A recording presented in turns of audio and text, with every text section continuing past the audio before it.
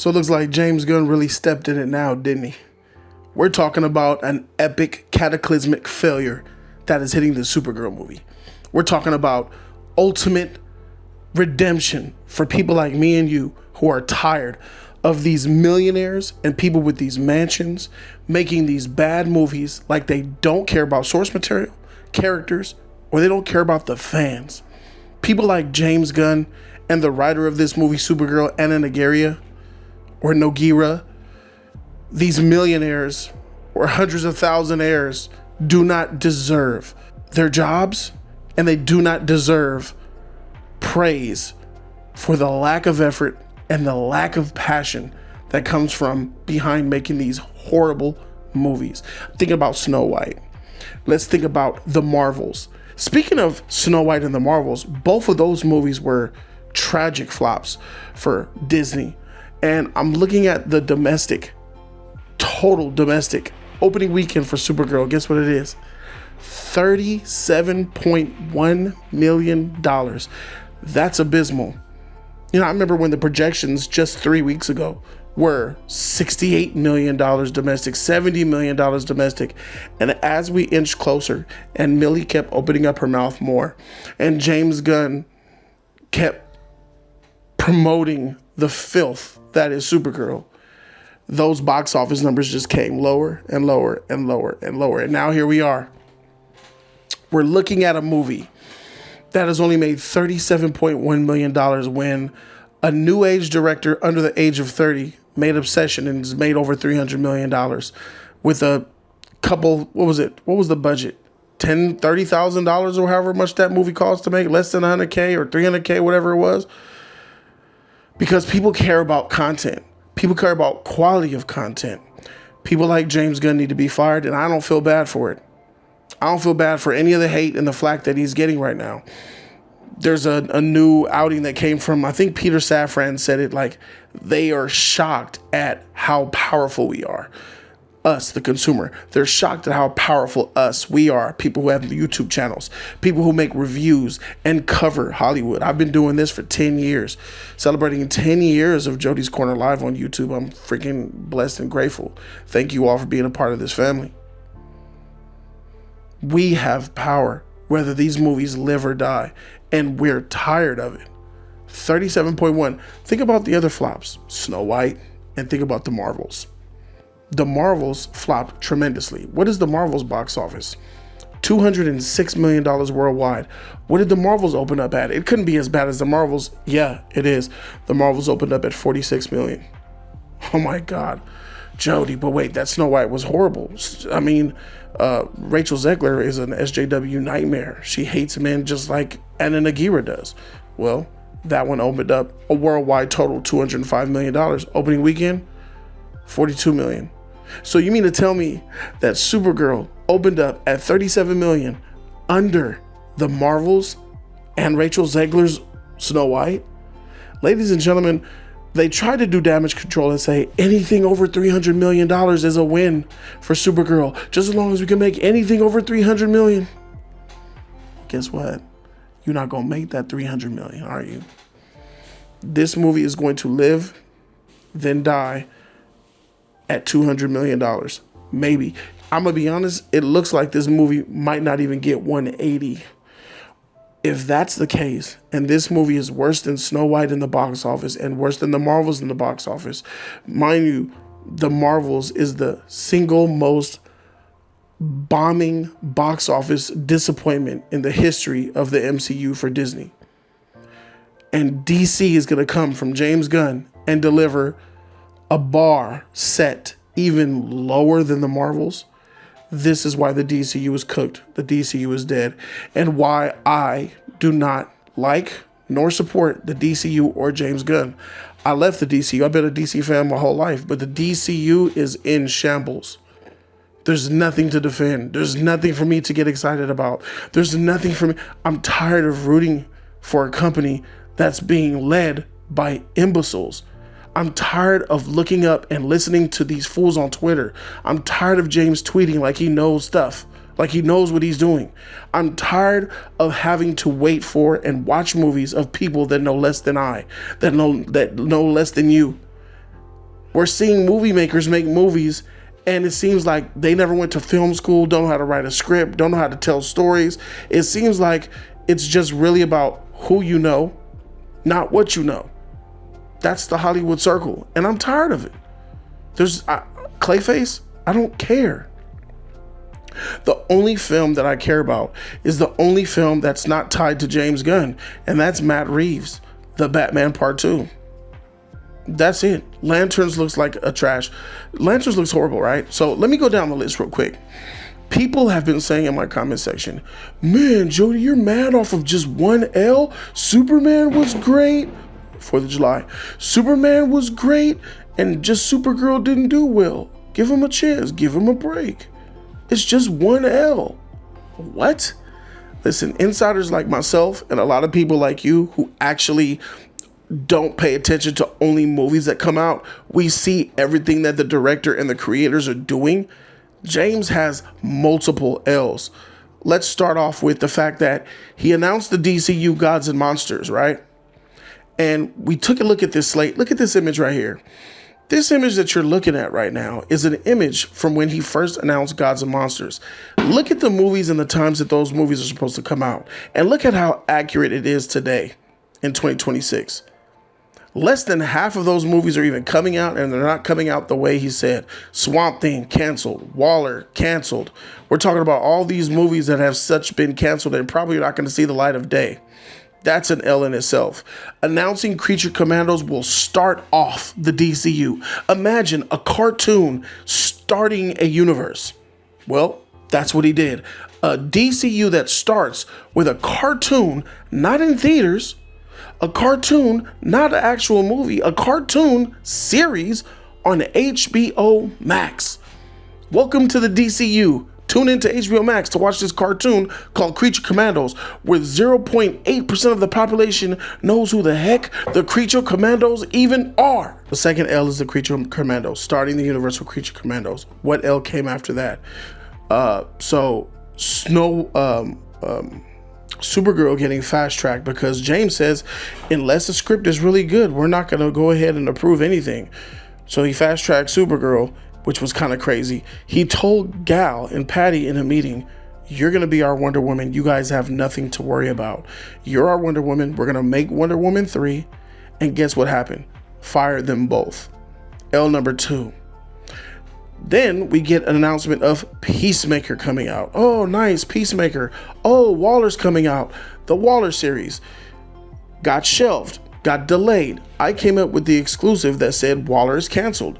James Gunn called me out via tweet and said, it's BS, Jody's lying, Waller's still being made by these two idiots that no one knows. I'm like, okay, fine. So he comes out to check me because he's the guy who said, unless he says it's real or not, it's not real. I'm like, for sure, my sources are pretty solid, but maybe I got them wrong. Took it on the chin, right? Only to find out 2 years later, where's Waller? So he lied on me about something, right? Personally. Called me a liar, called my exclusive BS, when in fact it was correct. Waller is on the shelf. That's L number 3. L number 4, what happened to the Authority? He was supposed to be bringing the Authority right after Superman, or right before Superman. I think it was coming right after Superman, the Authority. Guess what he said? I couldn't write it. I had writer's block. I didn't know what to do with them. I didn't know what to do, so I just left it. I killed it. The Authority canceled. Who wanted the Authority? Nobody. But you did, James. You thought that you could write the Authority. You got tired because you couldn't do it. And then you just said, just like a kid bought a piece of paper, I don't like the way that art came out. You threw it to the trash. Another cancellation, another L. Then we get to Superman, right? Superman comes out. It's coming out pretty well in the box office. And I'm like, okay, Superman seems to be doing okay in the box office. Internationally, it's not doing so well, but the box office looks decent. I thought that the movie was overall good. I think the take on Superman was appropriate. I liked it. He directed the hell out of that movie. But the problem with Superman is the writing, is the script. He can't write for Jack. James directed the heck out of that movie in a great way, but the story of Superman is so superficial, so shallow. There's no depth. The characters don't mean much of anything. The only thing that is great out of Superman, the movie, is the character Superman himself. And it's not necessarily because of the things that he says. It's mostly because of the things that he did within the movie. But the problem that I had with James and Superman is, Why did James Gunn kick Superman out of the theaters early? I said, this makes no sense. Superman got kicked out of the theaters early. For what reason? Well, according to James Gunn himself, he said he did it because he wanted more people to watch Peacemaker on HBO Max. You know, Peacemaker is the show that he created goofy, nonsensical, hypersexualized, weirdo stuff that incels love to watch, right? People like him, right? Peacemaker season 2 was absolute trash. That's another L. The fact that you shortened Superman's box office window for Peacemaker is another L in itself. Who does that? What studio head takes their number one icon that they're starting the DCU off in film and shorten the window because I want people to be able to go home to watch Peacemaker? When you yourself said none of these universes need each other to understand what's going on with the next movie. Like if you watch Waller, you don't need to watch Peacemaker and Superman and Supergirl to understand what Waller is doing. So if that's the case, why did you shorten Superman's window so people could go watch Peacemaker? Oh, I get it. Because you're anal, because you're arrogant, and because you think everything revolves around you. And you wanted Peacemaker to get more shine than Superman. Which brings me back to my, what is this, L number 6 or 7? Peter Safran, you said that you did not want to even make Superman. You denied it back in 2018. So here's a guy who doesn't even like Superman. Now here in 2024, it was Peter Safran that dragged you by the ear and begged you to do Superman. Not do Batman, not do the other stuff that he wanted to do. This shows my dispassion that I'm talking about with James that I hate. He didn't even like Superman. He didn't want to do Superman. He said, I'm tired. I don't want to do this. This character is just not, he's not for me. But Peter said, it would be really good if you start the universe off with Superman. Please do Superman. He said, all right, fine. He didn't even, that's another L. Let's add another L to this. He said he didn't even want to take the head DC Studios job. They had to beg him to take it. He still said he didn't want to do it. He said, you know what?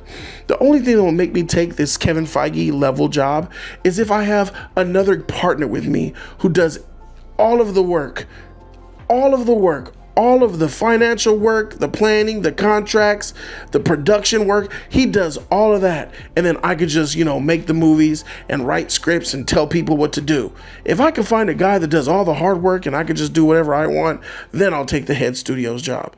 And shockingly, David Zaslav said, sure, here's a Peter Safran. He's going to do all the hard work. James, you could just do your James thing. That's another L, because look at where we're at. If you put them side by side, Peter Safran and James Gunn, over the last 5 years, Peter Safran has aged 10. The man looks sick.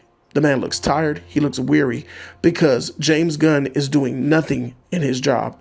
All he's doing is doing the fun, having the fun, hiring his friends, using nepotism to make these movies worse, while Peter Safran is having to do the real gritty CEO, studio head type of work. I feel sorry for Peter Safran. Then comes the Lanterns fiasco. Here comes another L. James. Lanterns comes out, and the trailer, and it's trash. It's hated. The fans hate it. They said, what is this? There's the epic. Where's the green? Where's the excitement? There's no green in a Green Lanterns trailer. That whole fiasco was bad. They had issues with the score and the soundtrack. The score of the film was literally taken from the Home Depot commercials. And they had to delete that song from the trailers because they copied the Home Depot sound and put it on Lanterns. My God, what a massive L. Here comes another L. I think we're at L10. What else did he do? He pushed back Lanterns. What? Yes, Lanterns was originally supposed to come out Q1 2025. We were supposed to get Lanterns before Superman. Lanterns was supposed to come out before Superman. They pushed it back 6 months all the way to August. That is another L. And here we are, sitting at Supergirl, a massive L number 12. You have a dozen L's. It's not just one L. The Supergirl fiasco, that is the nail in the coffin. Abysmal box office. A trash movie that nobody needs to watch, that nobody is watching. And a historical, this is going to be an historical superhero flop. worse than Snow White, worse than the Marvels. These L's are piling up at James' desk. Let me add L13 in there. You hired Anna Nagaria to do 3 tentpole movies with no experience under her belt. 3 movies. You gave her Supergirl, Wonder Woman, and Teen Titans. Now we have to stomach this feminazi making 3 of the movies that we love and wanted to see. I no longer want to see them. Who in their right mind as a studio head gives somebody with 0 experience 3 potential blockbuster films? Who does that? James does that. That's L number 13, sir. All of these things that we're seeing, people like me who run Jody's Corner and all the other YouTube channels and your favorite other YouTubers and people, my colleagues sort of say, who are paying attention and witnessing these things happen in real time as they happen. These things just have been stacking up over the last 2 years for me. James Gunn's L's started in 2024 when he first took the job. All the way here, two years later in 2026, the L's just keep coming because Lanterns is coming out in 2 months. That show looks terrible. And at this point, there is no Batman. There's a rumor out there that they're casting a Batman all of a sudden because James is scared. They need good DC publicity. So now they're going to announce a Batman. There's a rumor out there that Batman has been found. Matt Reeves, the Batman comes out next year, buddy. It's too late for that. I'm not falling for any more James Gunn DC tactics. I'm done, and you should be done too. Because guess who's given us what we want? Guess who has been giving us what we want for years? They had about a 5-year run from 2019 to 2025 where they were struggling. But they're back on track because Kevin Feige brought back the GOATs. The Russo brothers. Marvel rises. We're seeing the other side of the fence with all of that good publicity with Zendaya, with Tom Holland, with all these trailers that people are loving and liking, and the excitement from Brand New Day, the excitement to see X-Men, the excitement to see Doomsday. I wanted that for DC, and I'm tired of fighting for it. I'm tired of fighting more and more. I spent 6-7 years on my channel fighting the Snyder Cult. Solo, I branded them. I gave them their name that's known across the world, the Snyder Cult. I came up with that name right here on Jody's Corner. Something epic is that, but it hurt. It was a lot of stress fighting them. They're very toxic. All of that, all this DC stuff, just for you, James, to take the reins and come in here and muddy up the joint worse than Snyder did. What do I look like promoting, caring about, and investing in DCU, huh? I'll always be a DC fan, but there's comics, there's toys, there's games, and the characters that I know and love, and my love in my heart and my head, I can always love. But the DCU, these films, James Gunn, I'm done. James Gunn doesn't deserve our money. People should not be able to fail upward in the real world where we live. Your job. If you fail at your job, can you keep your job? No, they'll replace you quick, fire you, and they'll act like they don't care about you. Will they give you a 2-week notice? No, they won't. Why are we okay with people like James Gunn and Nagaria doing it? No. Y'all making millions of dollars when people are struggling out here. I don't think that that's fair. I'm done with DCU. You guys, a lot of you are done with DCU. And I see the hate all over the internet for Supergirl. And you know what? I love it. Because from this has to be change. There has to be change. Man of Tomorrow's cooked. He wrote that movie. Oh, here's another L. He wrote Man of Tomorrow in 4 weeks. He wrote Man of Tomorrow in 4 weeks. He's putting Lex Luthor in to take over half of his movie. He doesn't care about Superman. He's going to give Lex Luthor more scenes, more screen time, better scenes than Superman, bro. Watch Lex Luthor take over this movie. Why would you put all these characters in Superman? You're doing it again. You're putting them all in Man of Tomorrow. Man, Man of Tomorrow is about to be trash, bro. Man of Tomorrow is not going to make $615 million like the first Superman last year made. That's not happening. When Man of Tomorrow makes $500 something million and people are stressed out, I'm going to be laughing because the only thing that's good for DC is the death of DC, if that makes sense. The DCU's death is the only thing that could bring DC back to life. This has nothing to do with Marvel or Sony or Star Wars, anyone else. DC is its biggest villain. DC is in its own way. And the person that's running DC is James Gunn. And he's got to go.